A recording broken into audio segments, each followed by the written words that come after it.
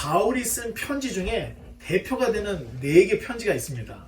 4개 중에 첫 번째가 성경 순서대로 따지면 로마서, 고린도전서, 후서, 갈라디아서, 이 4권은 바울이 썼던 편지를 대표하는 서신들입니다. 그 중에 갈라디아서는 제일 짧습니다. 그런데 제일 어려운 문제가 이 언제 갈라디아서를 썼느냐, 이 저작 시기 문제가 굉장히 어렵습니다. 사실 이미 데살로니가 전서 후서를 끝내고 갈라디아서를 읽었어야 합니다. 그런데 학자들마다 갈라디아서가 언제 기록이 됐는지 정말로 일치가 되지 않고 너무나도 어려워서 로마서 다음으로 저희가 한번 읽으려고 이렇게 이번에는 구성을 해서 읽고 있습니다. 지금까지 바이블 하우스의 성경 읽기를 잘 따라오셨다면 갈라디아서도 어려운 성경은 절대 아닙니다. 갈라디아라는 지역을 보면 이 갈라디아가 지역의 이름입니다. 미국 같으면 뉴저지 이렇게 주의 이름을 생각하면 될 것 같고, 한국 같은 경우에는 전라도, 경상도 이렇게 도의 이름 정도로 갈라디아를 그 정도로 생각하면 되는데, 전에 한번 말씀드렸죠. 헬라어의 끝부분에 이아라고 끝나면 무슨 이야기라고 했죠? 예, 누구의 땅이라는, 누구누구의 땅 이런 뜻이 담겨져 있죠. 그래서 갈라디아는 갈라디아인들의 땅. 그러면 사마리아는? 예, 사마리아인들의 땅. 아주 쉽습니다. 여러분은 벌써 헬라어로 입문을 한 거나 마찬가지입니다. 자, 그런데 한 가지 문제가 있습니다. 당시의 지역과 지역 사이의 이 경계가 오늘날처럼 딱 구분이 되지 않는다는 겁니다. 그래서 대충 여기가 갈라디아다 이렇게 생각을 하면서 봐야지, 이상하다, 분명히 여기는 갈라디아가 아닌데 왜 갈라디아로 들어가지? 성경이 이렇게 애매하게 되어 있어요. 왜냐하면 그때 당시에 갈라디아면은 대략 이 정도가 갈라디아다 이렇게 해서 경계가 불분명했다는 겁니다. 그러니까 이런 것들을 알고 있으면 되는데, 자, 지도를 보면 알겠지만, 제가 또 신경을 좀 썼습니다. 지도를 보면 알겠지만 이 갈라디아가 이 보라색 거의 사해, 지중해로부터 흑해까지 굉장히 광범위하게 길고 큰, 아마 대한민국의 한 20배 이상이 되지 않을까, 제가 볼 때는 그 정도로 큰 곳이 갈라디아입니다. 그러니까 경계가 불분명할 수밖에 없는 것입니다. 갈라디아는 오늘날의 터키 지역이죠. 여기가 다 터키 지역인데 흑해로부터 또 지중해까지 이렇게 굉장히 광범위하게 큰 그런 곳입니다. 자, 그러다 보니까 한 번만 더요. 갈라디아가 너무 크니까 대충 이게 반 정도를 잘라서 위는 북갈라디아, 아래는 남갈라디아, 이 정도로만 우리가 알면 됩니다. 사도 바울은 북갈라디아는 가지 않았습니다. 왜? 사도 바울이 아시아, 이 북갈라디아에 가서 복음을 전하려고 할 때 누가 막았죠? 예수의 영, 성령님이 가지 못하게 했어요. 그래서 드로아로 가서 마케도니아로 가게 됐던 것을 기억이 나죠. 그래서 북갈라디아 쪽은 가보질 못했고 남부 갈라디아, 더베, 이고니온, 루스드라, 비시디아, 안디옥, 이런 부분들을 다니면서 복음을 전하고 지나쳤습니다. 갈라디아서가 쓰여진 시기는 학자들마다 그 추정하는 추정이 굉장히 천차만별인데, 첫 번째, 빠르게는 주전 49년쯤에 예루살렘 총회가 있었죠. 그 총회가 있기 전, 그러니까 바울의 1차 전도 여행이 끝나자마자 시리아 안디옥에서 갈라디아서를 썼을 것이다, 이런 주장이 있습니다. 두 번째, 예루살렘 총회가 끝나고 난 후에 그 총회에서 결정됐던 할례와 구원의 문제를 이방 지역에 있는 형제 자매들에게 알리기 위해서 이 갈라디아서를 편지를 쓴 게 아니냐, 이게 두 번째 이론입니다. 세 번째, 그게 아니고 2차 전도여행, 3차 전도여행 기간 중에 아마 아가야의 고린도에서 갈라디아를 썼을 것이다. 대상은 북갈라디아나 남갈라디아를 다 통폐합해서 그냥 갈라디아에 있는 여러 흩어져 있는 형제들에게 썼을 것이다. 이게 세 번째 이론입니다. 사실 이 외에도 굉장히 많습니다. 그런데 지금까지 우리가 성경을 읽어오면서, 특별히 우리가 사도행전을 중심으로 바울 서신을 읽어오는 이러한 과정과 상황들을 볼 때 연결을 해서 성경들을 연결해서 보면 사도 바울이 에베소를 중심으로 3차 전도 여행을 하는 중에 이 에베소에서 갈라디아서를 쓴 게 아닌가? 저는 이렇게 생각을 합니다. 갈라디아에 흩어져 있는 교회들은 사도 바울이 1차 전도 여행 때 개척을 했습니다. 그리고 2차 전도 여행, 이 마케도니아를 갔다가 아가야, 데살로니가 쭉 내려가서 고린도까지 가서 다시 에베소를 들렸다가 지나가는데, 에베소를 가는 중에 이 갈라디아를 그냥 지나칠 수밖에 없었습니다. 왜? 성령께서 1차 때 가지 말라고 했으니까. 그런데 3차 전도 여행 때는 바울이 에베소를 가는데 에베소로 가는 그 길에 갈라디아를 지납니다. 그런데 그때 갈라디아를 지나면서 에베소에 딱 왔는데 깜짝 놀랐던 것입니다. 자기가 개척을 했고 한번 이렇게 스쳐 지나갔던 이 갈라디아 교회들이 그냥 엉망이 되어 있는 것입니다. 바울이 개척해 놓은 이 교회, 유대주의자들, 또 율법주의자들, 할례당, 거짓 선생, 거짓 사도, 거짓 선지자들이, 온갖 악한 교사들이 이 갈라디아 지역을 돌아다니면서 복음이 아닌 진정한 말씀의 씨앗이 아닌 가라지 씨를 왕창 그냥 뿌려놨던 것입니다. 그래서 교회들이 다 혼란에 빠져 있었습니다. 그들이 뿌려놓은 가라지는 믿음만 있다고 해서 구원받는 것이 아니야. 율법을 지키지 않으면 구원을 받지 못해. 너희가 율법을 지키기 위해서는 먼저 할례를 받아야 돼. 할례가 없으면 고로 구원을 받을 수 없어. 이런 거짓 선생들이 갈라디아에 있는 여러 교회들에게 이런 가라지들을 뿌려놨던 것입니다. 그러면서 바울의 사도성에 대해서도 험담을 하기를, 바울은 예루살렘 교회에서 제대로 교육을 받은 자가 아니야. 바울은 예루살렘 교회가 정식으로 파송한 사역자도 아니야. 제멋대로 돌아다니면서 여기저기 교회를 개척하고 떠돌아다니는 떠돌이야. 바울은 예루살렘 교회와 직접적인 아무런 관계도 없는 자칭 사도에 불과해. 이런 바울에 대한 험담까지 다 가라지를 뿌려놨던 것입니다. 사도 바울이 에베소에 도착을 해서 정말로 망연자실을 했던 것입니다. 어떻게 이런 일이 있을 수 있을까? 바울은 정말로 충격에 빠지고 말았던 것입니다. 그래서 에베소에 도착해서 갈라디아에 흩어져 있는 성도들, 교회들에게 편지를 썼다. 우리는 이렇게 생각을 할 수 있습니다. 그래서 그런지 갈라디아서는 고린도에 보내는 편지들보다 더 격하게 내용이 기록되어 있습니다. 아예 갈라디아서 1장 8절 9절에 보면 다른 복음을 전하는 자는 저주를 받을지어다. 이거를 2번이나 반복을 하고 기록을 하고 있습니다.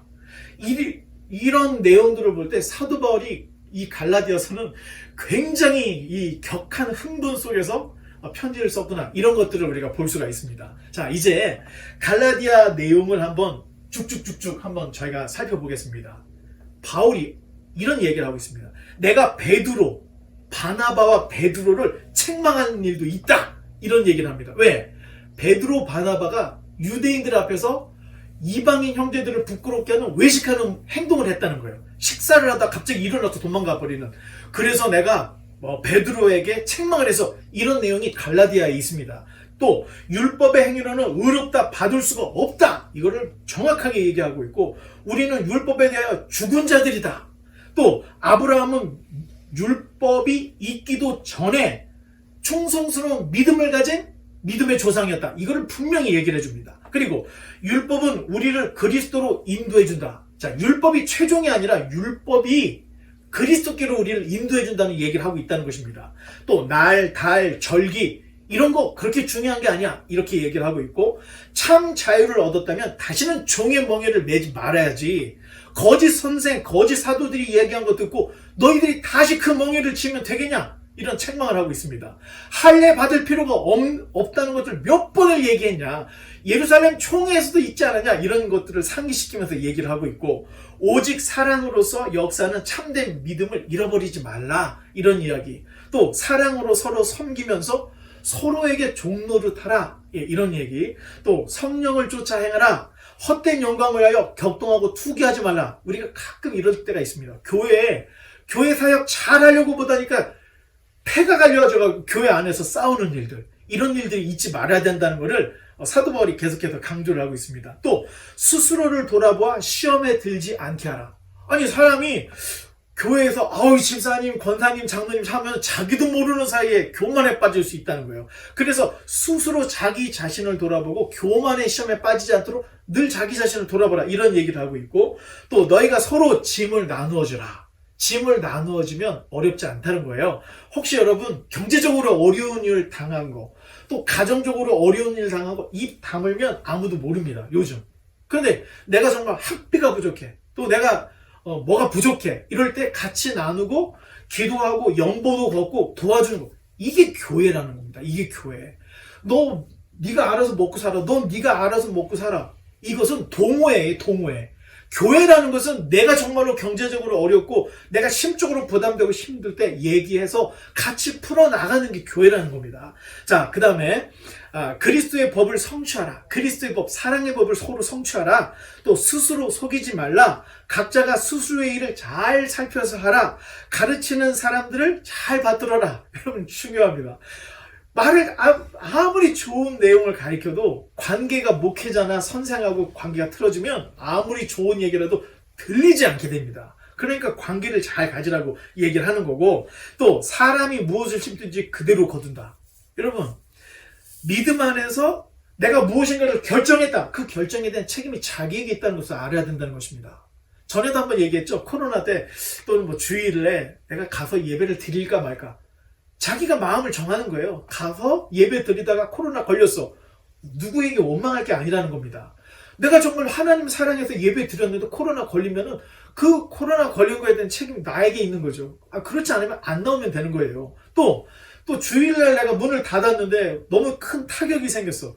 이걸 누구에게 원망할 수가 없다는 거예요. 자기가 자기 믿음의 분량대로 어려운 환경 속에서도 교회 나가고 어려운 환경 속에도 주일날 문을 닫고 이거는 각자가 결정할 문제라는 거예요. 그럼 대신 그 결정에 대한 책임이 자기에 있지만 하나님의 은혜를 베풀어 주신다는 겁니다. 자, 이런 은혜가 우리에게 모두가 있어서 우리가 믿음으로 무엇인가를 결정할 때 외톨이가 되거나 내가 믿음으로 무엇인가를 결정할 때 정말 내가 감당할 수 없는 타격을 받지 않고 오히려 하나님이 더 잘 되기 위해서 오히려 이것들이 간증거리가 돼서 많은 사람들에게 증거하고 많은 사람들을 주님께로 인도할 수 있는 이런 좋은 예가 되길 원합니다. 이런 소망을 가지고 있다면 분명히 하나님께서 외면치 않으리라 저는 이렇게 생각을 하고 있습니다. 사람이 무엇을 심든지 심는 대로 거두게 돼 있는 거고 선을 행하다가 낙심하지 말라.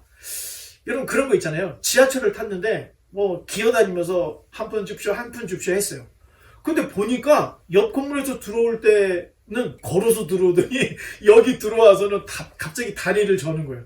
이거 앵벌이구나. 이럴 때 내가 내야 되냐 말아야 되냐 이런 하는데 여러분 내는 게 기독교인의 본분이에요. 자기가 또 결정을 해서 하세요.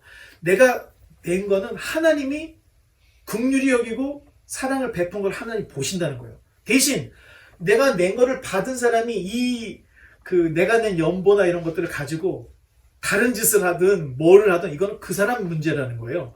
그러니까 선을 행하다가 낙심하지 말지니 내가 누군가에게 친절을 베푸는데 그것이 나한테 해가 돼서 들어왔을 때 낙심하지 말라는 거예요. 자, 믿음의 가정들에게 착한 일을 해라. 특히 우리끼리 더 착하게 해야죠. 우리끼리 그리스도인 한 교회 안에 있는 성도들끼리가 더 위로해주고 또 음식 있으면 나누고 이렇게 되는 거야지. 우리끼리 너무나도 인색하거나 이렇게 되면 안 된다는 얘기를 하고 있는 거고 마지막 이후로는 나를 괴롭게 하지 말라. 사도 바울이 자기 그 사도직 때문에 너무 고통을 당했던 거예요. 그러니까 아예 이제 갈라디아서 때는 이후로는 나를 누구도 괴롭게 하지 마라 이런 편지를 딱 쓰고 있습니다. 바울은 갈라디아서를 기록한 후에 고린도에 가서 한 3개월을 체류했는데 고린도에서 3개월을 체류하는 그때 로마서를 썼다고 말씀을 드렸죠. 아마도 에베소에서 갈라디아를 썼었던 것을 기억을 하면서 고린도에서 로마서를 썼을 것이라고 생각합니다.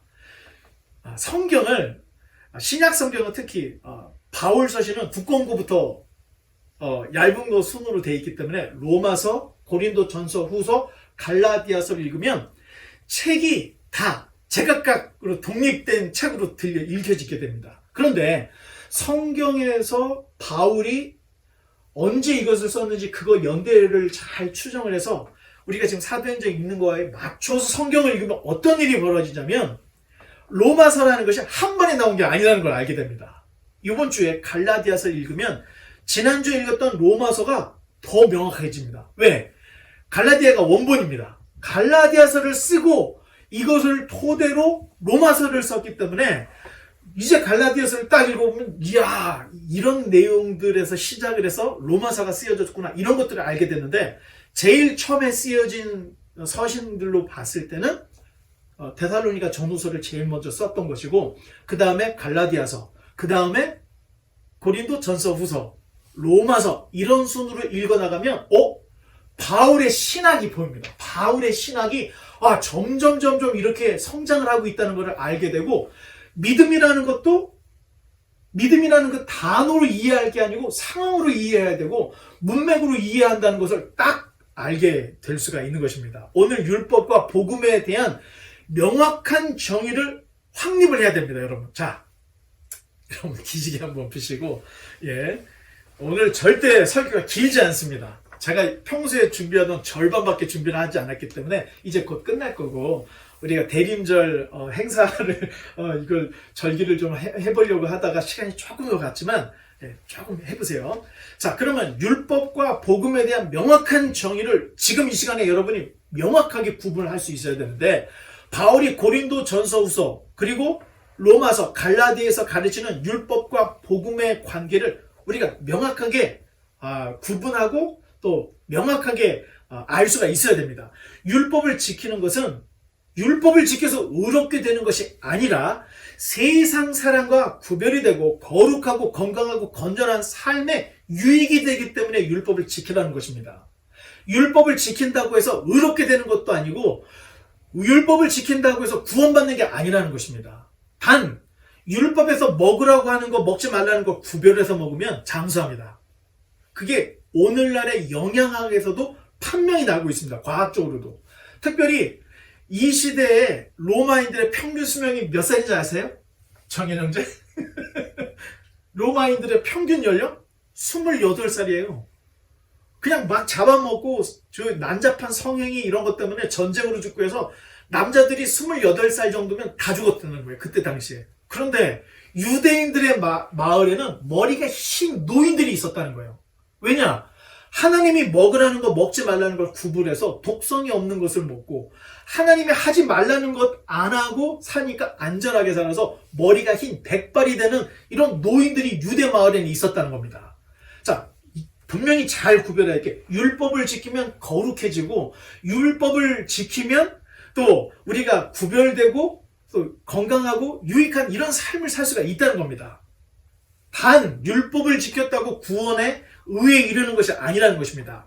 한마디로 율법과 복음은 둘 다 하나님께서 주신 은혜의 법이긴 하지만 복음은 율법의 완성, 율법이 불완전하다는 것입니다.